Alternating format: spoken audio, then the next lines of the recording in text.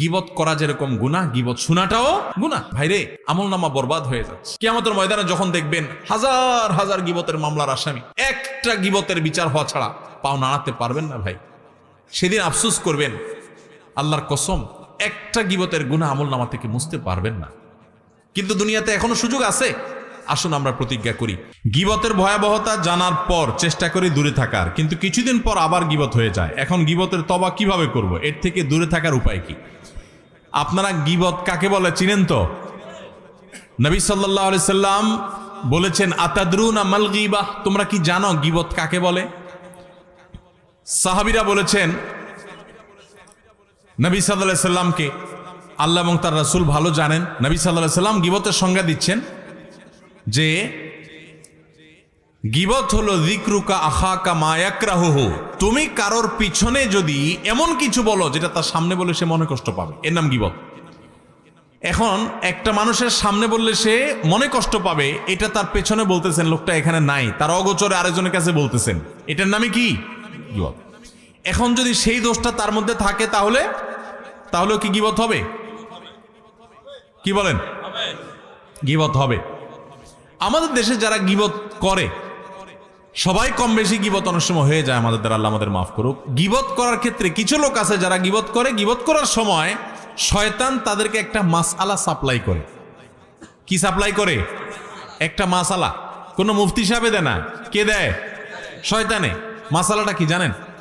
মাসআলাটা হলো, আপনি যদি বলেন ভাই কারোর পিছনে সমালোচনা করা ঠিক না ভাই, ভাই গীবত করা খুব ভয়াবহ গুনাহ ভাই, কোরআনে আল্লাহ তাআলা এটাকে মৃত ভাইয়ের গোশত খাইলে যেরকম অপরাধ, নোংরামি, এটাকে সেরকম বলেছেন, এবং গীবত পরিষ্কার হারাম, আল্লাহ তাআলা নিষেধ করেছেন।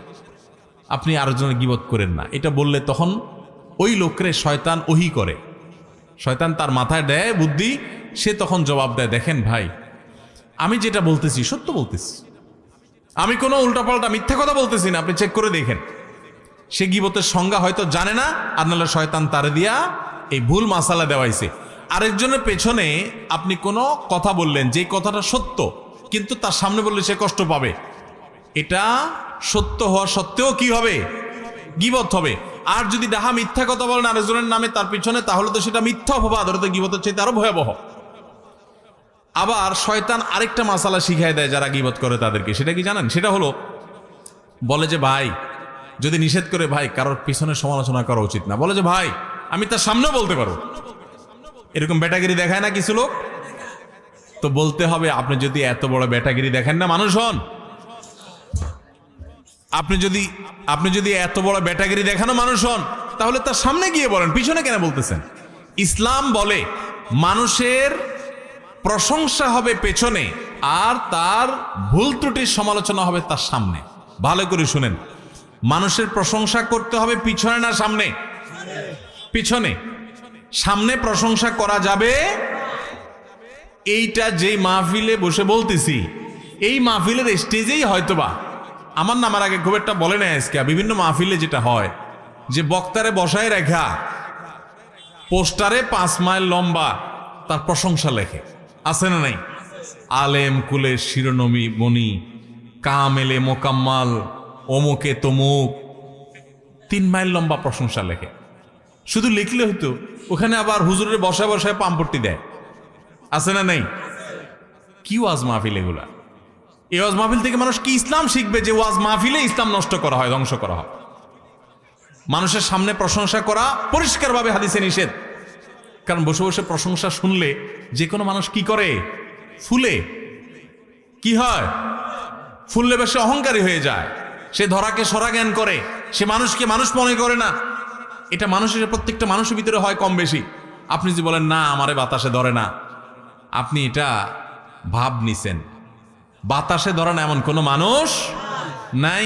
আপনি বলবেন রেলের চাক্কা আমি হাওয়া দিয়া লাভ নাই, এটা মুখের কথা। প্রত্যেকটা মানুষ সামনে প্রশংসা শুনলে তার ভিতরে কি আসে? অহংকার। এই জন্য এটা নিষেধ ইসলামে। ইসলাম বলে প্রশংসা করবা পেছনে, লোকটা এখানে নাই, তখন বলতে হবে আপনারা জানেন উনি কত ভালো মানুষ, উনি কোন যোগ্য মানুষ, এগুলো সব বলতে হবে তার পেছনে। আর বদনাম থাকলে, দোষ থাকলে সেটা বলতে হবে কি? ইসলাম বলে তুমি বেটাগিরি দেখাও, প্রকৃত মানুষ হও, সাহসী হও, সামনে দোষ বলো। আমরা কি করি এখন? সামনে আসে শুধু পাম পটে দি, ভাই আপনার মতো মানুষ নাই ভাই, জানেন না ভাই আপনার জন্য দিলটা যে কেমন করে ভাই। আর পেছনে যায় বলি বেটার মতো একটা ডাকাত, একটা অমানুষ আল্লাহর জমিনে আরেকটা আছে কিনা সন্দেহ, ঠিক না ভাই? ঠিক। আমরা পিছনে যায় বদনাম করি আর সামনে আইসা পাম দেই। এর কারণে ক্ষতি কি হয় জানেন? আমাকে একজন কয়দিন আগে প্রশ্ন করছে, ভাই গীবত কি ইসলামে এত কঠিন শক্তভাবে নিষেধ করছে কেন? একটা মানুষ একটা মানুষের গীবত করছে, কারণ মারা নাই তো, এমন কোনো ক্ষতি করে নাই, তাহলে ইসলামে এত কঠিন ভাবে যে মৃত মানুষের গোশত খাওয়ার চাইতে জঘন্য অপরাধ বলেছে বা গোশত খাওয়ার মতো বলেছে, এটা কিভাবে হয়? তো আমি বললাম, দেখেন, একটা সমাজ স্থিতিশীল থাকুক, সুন্দর থাকুক, সুখী থাকুক, ইসলাম সেটা চায়। যখন মানুষের সামনে প্রশংসা করবেন তখন লোকটা অহংকারী হবে। অহংকারী লোক দ্বারা কি মানুষ শান্তিতে থাকে না অশান্তিতে থাকে? এই জন্য ইসলাম বলে সামনে প্রশংসা করে কাউকে অহংকারী বানায়ও না, লোকটার ক্ষতি করিও না। লোকটাকে অহংকারী বানালে সে অহংকারের কারণে আরেকজনকে ছোট মনে করবে, সমাজে অশান্তি হবে।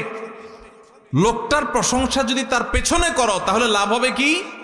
এলাকার সব মানুষ, উনি এখানে নাই, আমরা সবাই বলতেছি জানেন উনি কত ভালো মানুষ, আপনারা অনেকে জানেন না উনি তাহাজ্জুদের নামাজ পড়ে, উনি মিথ্যা বলেন না, উনি অনেক লোভ লালসা ছেড়ে দেন, উনি আল্লাহকে অনেক ভয় করেন, উনি সততার উপরে চলেন, উনি অনেক লোভ থাকা সত্ত্বেও অন্যায়ের কাছে মাথা নত করেন না। এই কথাগুলো যখন আমরা ওনার অগোচরে বলবো, উনি এখানে নাই, তখন আপনারা সবাই চিন্তা করবেন তাহলে আমার এলাকার অমুক লোকটা সে এত ভালো, তাহলে তার প্রতি আপনার সুধারণা তৈরি হবে, তার প্রতি আপনার ভালোবাসায় তৈরি হবে, সামাজিক সম্প্রীতি তৈরি হবে কি হবে না? এই জন্য ইসলাম বলে প্রশংসা করবা পেছনে, আর সামনে সমালোচনা করবা। সামনে সমালোচনা করতে আবার ইসলাম বলে এমন ভাবে সমালোচনা করবা না যে সে তোমার নাকশা উল্টে দেয়। এখন আজকে আমার থেকে মাসালা শুনে গিয়া কালকে যায় শুরু করেন, সামনে গিয়া ভাই আপনার চরিত্রটা ভালো না ভাই, এরপর যে একটা বক্সিং খেয়ে আসে আমার কোয়েন হুজুর আপনার মাসালা শুনে মাইর খেয়ে আসে।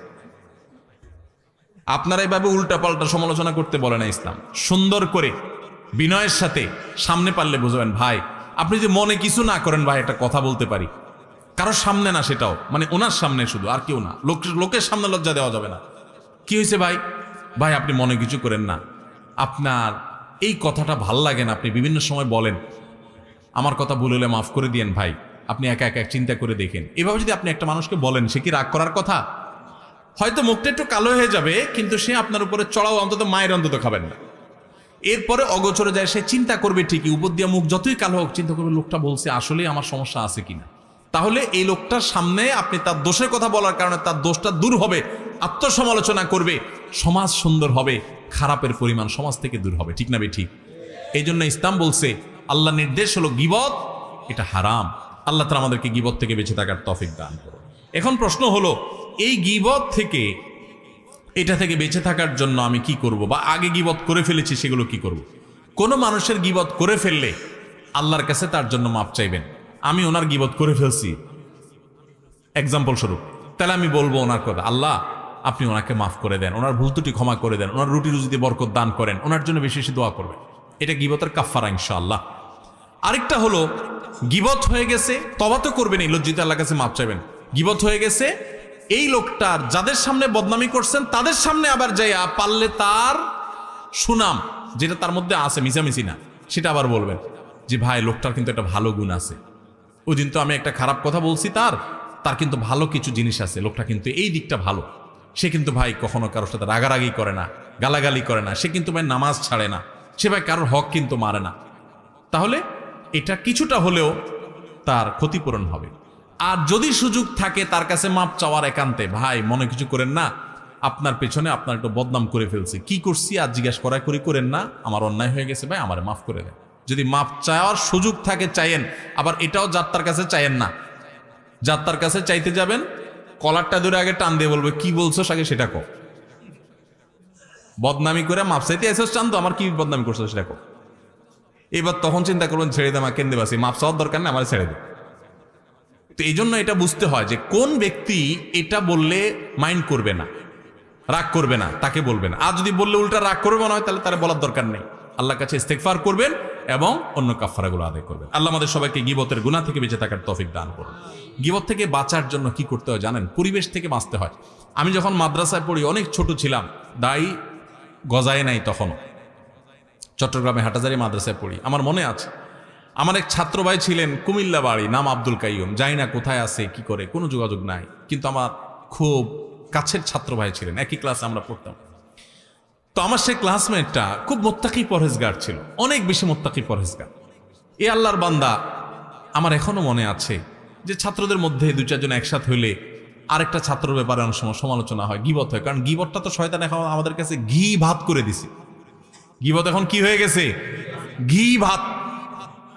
ঘি ভাত, গরম ভাত আর ঘি যেরকম টেস্ট হয় না, গীবত করতে ওইরকম টেস্ট লাগে। গীবত না করলে আমাদের ভালোই লাগে না, মজলিস জমেই না। মানে কয়েকজন দুইজন আছেন, তাহলে 3 নম্বরটা নিয়ে খোঁজাখুঁজি না করলে আমাদের ভালো।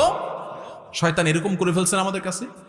তো আমাদের মধ্যে কখনো কোনো বন্ধুকে নিয়ে, কোনো ক্লাসমেটকে নিয়ে, কোনো টিচারকে নিয়ে, কোনো স্টাফকে নিয়ে বা কাউকে নিয়ে যদি সমালোচনা হতো, আমি প্রায় সময় দেখতাম যে আমার সেই ছাত্র ভাই, আমার সেই ক্লাসমেট ভাই আব্দুল কাইয়ুম ভাই, উনি ওই মজলিসেই স্টেট প্রতিবাদ করতেন। বন্ধু বান্ধব বলতেন, দেখেন আপনারা মানুষের পেছনে সমালোচনা বন্ধ করেন, না হলে আমি উঠে যাব।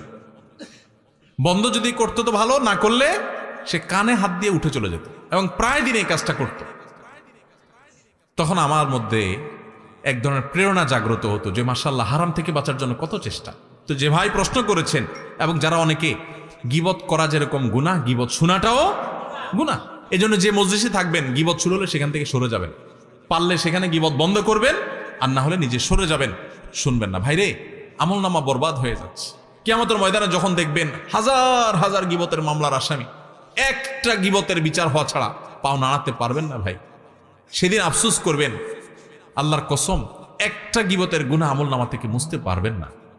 কিন্তু দুনিয়াতে এখনো সুযোগ আছে। আসুন আমরা প্রতিজ্ঞা করি, আমরা সমাজটাকে সুন্দর করি। আমরা কোনো মানুষের পেছনে সমালোচনা করব না, সমালোচনা শুনবো না। আল্লাহ আমাদের সবাইকে তৌফিক দান করুন।